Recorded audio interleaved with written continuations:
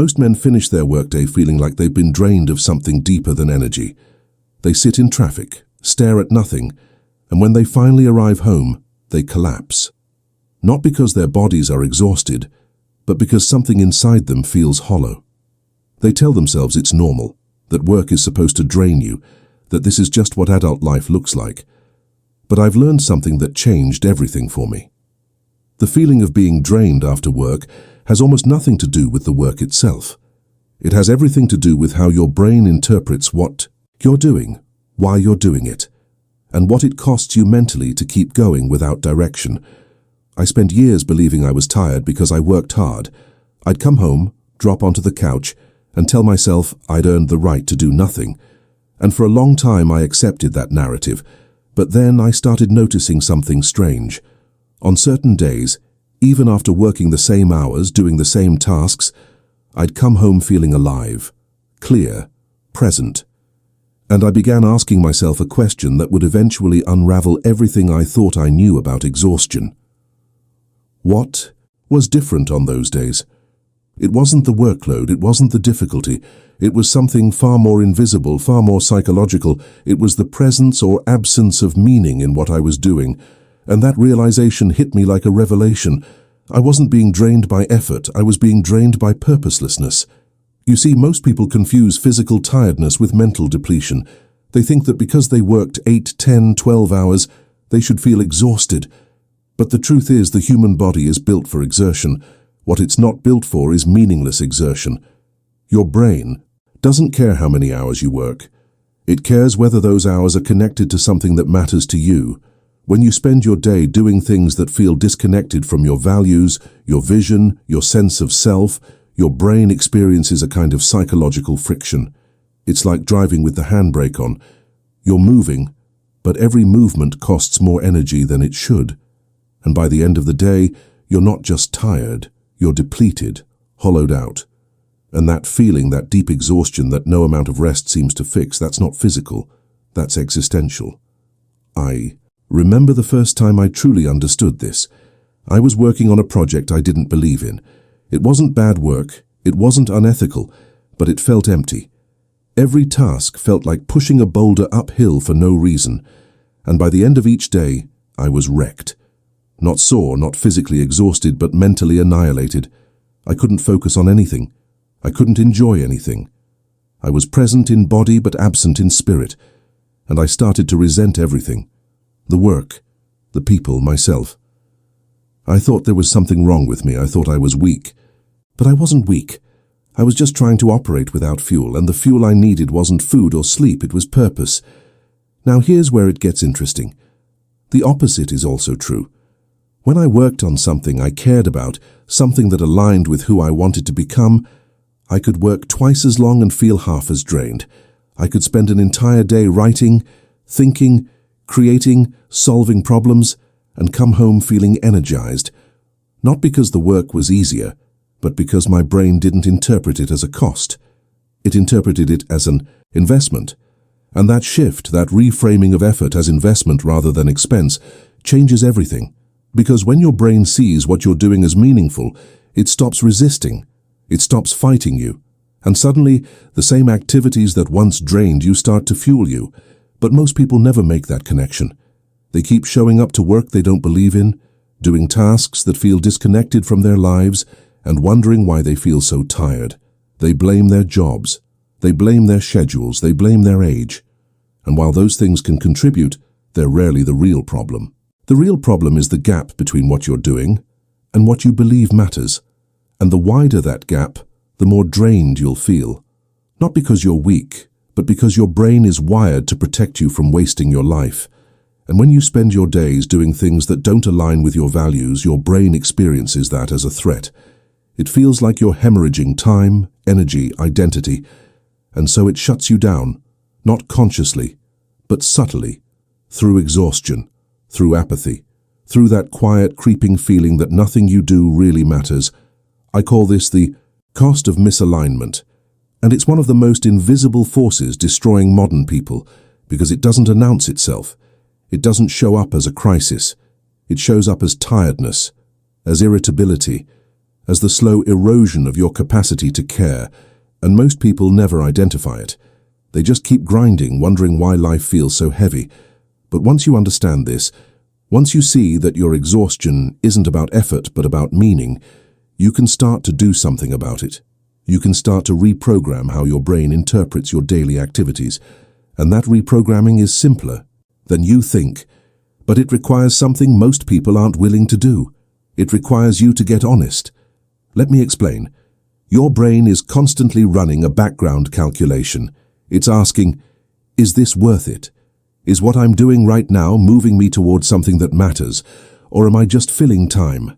And if the answer is the latter, if you're just going through motions, checking boxes, earning a paycheck without any deeper sense of direction, your brain interprets that as a loss, a daily loss. And over time, those losses accumulate into a feeling of being perpetually drained. Not because you're doing too much, but because you're doing too much of nothing that matters to you. Now, I'm not saying you need to quit your job and chase some romantic vision of purposeful work. That's not realistic for most people, and frankly, it's not even necessary. What I'm saying is that you need to find a way to connect what you're already doing to something that does matter. You need to reframe your daily effort so your brain stops seeing it as a cost and starts seeing it as progress. And that reframing, that mental shift, is where the trick lives. Because once you trick your brain into seeing your work as meaningful, even if the work itself doesn't change, your experience of it transforms completely. Here's how I did it. I started by asking myself a question every morning before I started working. I asked, what is this day building? Not what tasks am I completing, not what meetings am I attending, but what is this day building in the larger architecture of my life? And at first, I couldn't answer that question. Because I wasn't building anything, I was just surviving, just earning, just existing, and that realization stung. But it also clarified something. If I wasn't building anything, no wonder I felt drained. My brain had nothing to anchor to, no direction, no purpose, just obligation. And obligation without purpose is one of the most exhausting forces in the human experience. So I made a decision. I decided that every day, no matter what I was doing, I would connect it to something I was building. If I was working a job I didn't love, I'd remind myself that I was building financial stability so I could create opportunities later. If I was doing boring tasks, I'd remind myself that I was building discipline, patience, character. If I was dealing with difficult people, I'd remind myself that I was building emotional resilience. I reframed every single activity as a form of construction. Not because I was lying to myself, but because it was true. Everything you do is building something. The question is whether you're aware of what you're building or whether you're building by accident. And this shift, this simple reframing, changed how I felt at the end of every day. I stopped feeling drained because my brain stopped interpreting my effort as wasted. It started seeing patterns, progress, momentum. And when your brain sees progress, even small progress, it rewards you with energy. Because progress is the fuel of the human spirit. It's what we're wired for. Not comfort, not ease, but forward motion. And when you can connect your daily activities to a sense of forward motion, even if that motion is slow, even if it's invisible to everyone else, you stop feeling depleted. You start feeling alive. But here's the part most people miss. This only works if you're honest about what you actually care about. You can't trick your brain with generic goals or borrowed values. You can't tell yourself you're building wealth if you don't actually care about wealth. You can't tell yourself you're building a career if what you really want is freedom. Your brain knows what you value. It knows what lights you up and what drains you. And if you try to fool it with surface-level motivations, it will see through you. The exhaustion will return. Because you're still operating in misalignment. You're still spending your energy on things that don't matter to you. So the first step in stopping the feeling of being drained is to figure out what actually matters to you. Not what should matter, not what other people think should matter, but what genuinely, deeply, personally matters to you. And this requires brutal honesty. Because most people have been lying to themselves for so long they don't even know what they care about anymore. They've adopted the values of their parents, their culture, their social circle, and they're living lives that look successful on paper, but feel empty in reality. And that emptiness, that disconnection from your own values is the root of the drain. I spent years chasing things I thought I wanted: status, recognition, money. And every time I achieved one of those things, I felt nothing. Or worse, I felt more tired. Because I was climbing a ladder I didn't choose. I was winning games I didn't want to play. And my brain knew it. So it punished me. Not with failure, but with exhaustion. With that deep, soul-level tiredness that no vacation could fix. Because I wasn't tired from working too hard. I was tired from working in the wrong direction. And the moment I stopped, the moment I asked myself what I actually wanted, not what I was supposed to want, but what would make me feel alive, everything shifted. I realized I didn't care about impressing people. I cared about building something meaningful. I didn't care about status. I cared about freedom. I didn't care about recognition. I cared about depth. And once I knew that, once I got clear on my actual values, I could start aligning my daily actions with those values. And that alignment, that coherence between what I believed and what I did, that's what stopped the drain. Now let me be clear about something. This doesn't mean every day will feel easy. It doesn't mean you'll never be tired. Physical tiredness is real. Mental effort is real. But there's a difference between the tiredness that comes from meaningful exertion and the exhaustion that comes from meaningless repetition. One leaves you drained, the other leaves you fulfilled. And the difference between the two is entirely about whether your brain sees what you're doing as aligned with who you are. Here's the second part of the trick. Once you've identified what matters to you, once you've connected your daily work to something larger, you need to protect your mental energy throughout the day. Because even meaningful work can drain you if you're bleeding energy in 100 small ways. And most people are. They're constantly distracted, constantly context switching, constantly letting their attention get hijacked by notifications, emails, other people's priorities. And every time you switch contexts, every time you let your focus get pulled away, your brain has to spend energy reorienting. It's like stopping and starting a car over and over instead of just driving. It's exhausting, not because the work is hard, but because the process is inefficient. I learned this the hard way. I used to pride myself on multitasking, on being available, on responding quickly. And I thought I was being productive, but I was actually destroying my mental energy. Because my brain never had a chance to settle into anything, I was constantly interrupting myself, constantly fragmenting my attention. And by the end of the day, I was wrecked. Not because I'd done a lot, but because I'd done everything poorly. I'd scattered my energy across 1,000 tiny tasks, and none of them felt satisfying. None of them felt like progress. And so my brain interpreted the entire day as a waste. And that feeling of waste, that sense that you spent the day busy but accomplished nothing meaningful, that's one of the most draining experiences there is. So I changed my approach. I started protecting my attention like it was the most valuable resource I had. Because it is. I stopped checking my phone every 5 minutes. I stopped letting emails dictate my day. I stopped saying yes to every meeting, every request, every distraction. And I started working in blocks of deep, uninterrupted focus. 2 hours, 3 hours. Just me and the work. No distractions, no interruptions. And at the end of those blocks, I felt tired, but in a good way. In a way that felt earned. Because I'd actually done something, I'd moved something forward. And my brain rewarded me for that, not with more energy, but with satisfaction, with the feeling that the effort mattered. And here's what surprised me. When I worked this way, when I protected my focus and connected my effort to something meaningful, I didn't come home drained anymore.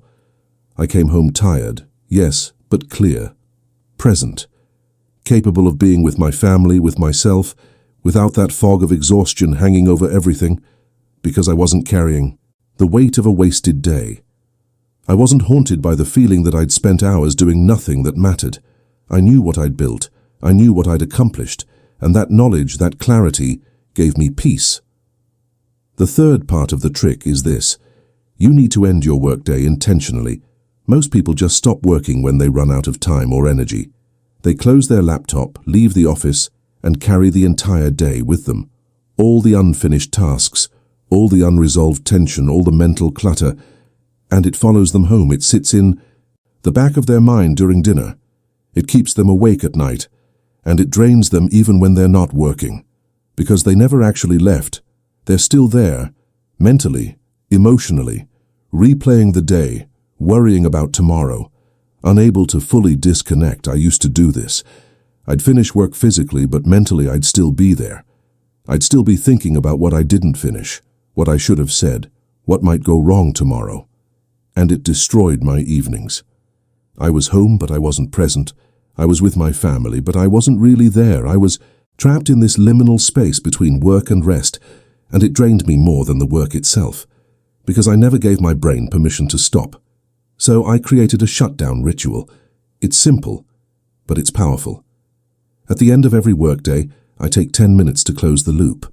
I write down what I accomplished, not what I didn't do, but what I did, and I acknowledge it. I give myself credit. Then I write down the 3 most important things I need to do tomorrow. Just 3. And I tell myself that's tomorrow's problem, not today's. And then I close my notebook, shut my laptop, and I say out loud, the workday is over. And I mean it. I don't think about work after that. I don't check emails. I don't review tomorrow's tasks. I'm done. And that simple ritual, that intentional closing of the workday, gives my brain permission to let go, to recover, to shift into a different mode, and it changed everything. Because here's the truth most people don't understand. Your brain can't recover if you never actually stop. Rest isn't the absence of work. Rest is the presence of psychological safety, the feeling that you can let go, that you're not behind, that you've done enough for today. And if you never give yourself that, if you're constantly living in a state of unfinished business, you'll never feel rested. You'll just feel drained. All the time. No matter how much you sleep, no matter how many vacations you take, because the drain isn't physical. It's mental. It's the weight of carrying work you never put down. Now, I want to address something important. Some of you are thinking, but I don't have control over my work. I don't get to choose what I do or how I do it. My boss dictates everything. My schedule is fixed. I'm just trying to survive, and I hear you. I've been there. But here's what I learned. You always have more control than you think. You might not control the work itself, but you control how you interpret it. You control what you make it mean. You control whether you see it as a waste of time or as a stepping stone. And that interpretation, that internal narrative, that's where the power lives. Even in the most restrictive job, even in the most soul-crushing environment, you can choose to see your effort as building something. Discipline, patience, financial stability, character, the ability to endure. And when you make that choice, when you reframe your experience from victimhood to agency, something shifts. You stop feeling like work is happening to you and start feeling like you're using work to build yourself. And that shift, as subtle as it sounds, changes how drained you feel at the end of the day, because you're no longer passively suffering, you're actively constructing. But let me be honest with you. If you're in a situation where no amount of reframing makes the work bearable, where every day feels like it's killing something inside you, where you've tried to find meaning and there's simply none to be found, then you need to make a plan to leave. Not impulsively, not recklessly, but deliberately, because staying in a situation that drains your soul day after day, year after year, that's not strength. That's self-destruction. And at some point, you have to choose yourself. You have to say, I'm worth more than this, and you have to start building the bridge to something better. But even as you build that bridge, even as you plan your exit, you can still practice these principles. You can still protect your attention. You can still end your days intentionally. You can still connect what you're doing to what you're building. Because the alternative is to let the situation destroy you while you're still in it. And that serves no one, least of all you. Here's the final piece. You need to reclaim your evenings.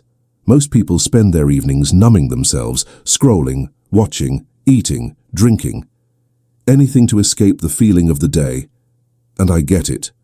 I've done it. When you feel drained, when you feel like you have nothing left, the last thing you want to do is engage with anything meaningful. You just want to shut down. But here's the problem. Numbing doesn't restore you. It just delays the drain.